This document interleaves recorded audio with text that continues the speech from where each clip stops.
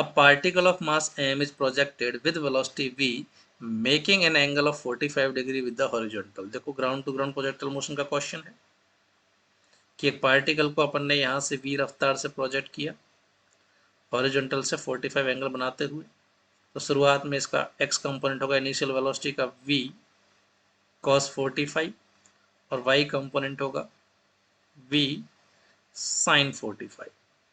अब आगे क्या कहा है, when the particle lands on the level ground the magnitude of the change in momentum, change in momentum पूछा है जब ये यहाँ पर हिट करेगा। तो प्रोजेक्टाइल में अपन को स्टैंडर्ड रिजल्ट मालूम होता है ऑलरेडी कि सेम लेवल पे अगर मैं कंपैरिजन करूं तो x में वेलोसिटी तो हर जगह ही सेम होती है, यहाँ v/√2 थी तो यहाँ भी v/√2 होगी। y में अगर वेलोसिटी की बात करूं तो सेम लेवल पे y कंपोनेंट का मैग्नीट्यूड सेम होता है, केवल डायरेक्शन नहीं। यहाँ अगर यू बाई से ऊपर लॉन्च किया तो गिरते टाइम यहाँ भी नीचे की तरफ रफ्तार यू बाई ही होगी, मतलब सेम ही होगी। ध्यान देना। अब एक्स कंपोनेंट तो हर जगह सेम है, वी वाई का केवल मैग्नीट्यूड सेम है, वी वाई की डायरेक्शन अपोजिट है। देखो ध्यान से, अगर मैं रिजल्टेंट निकालूं स्पीड तो यहाँ वी है तो यहाँ भी दोनों का मैग्नीट्यूड सेम ही आएगा, वी ही आएगी। और सेम लेवल पे हॉरिजॉन्टल से एंगल भी सेम ही होता है। क्लियर, वेलोसिटी सेम नहीं होगी, स्पीड सेम होगी क्योंकि डायरेक्शन बदल रही है। ठीक है, फिलहाल अपन ने इसने अपन से पूछा कि चेंज इन मोमेंटम बताना। तो मोमेंटम क्या होता है हमारे पास, देखो फाइनल मोमेंटम होता है मास इनटू वेलोसिटी।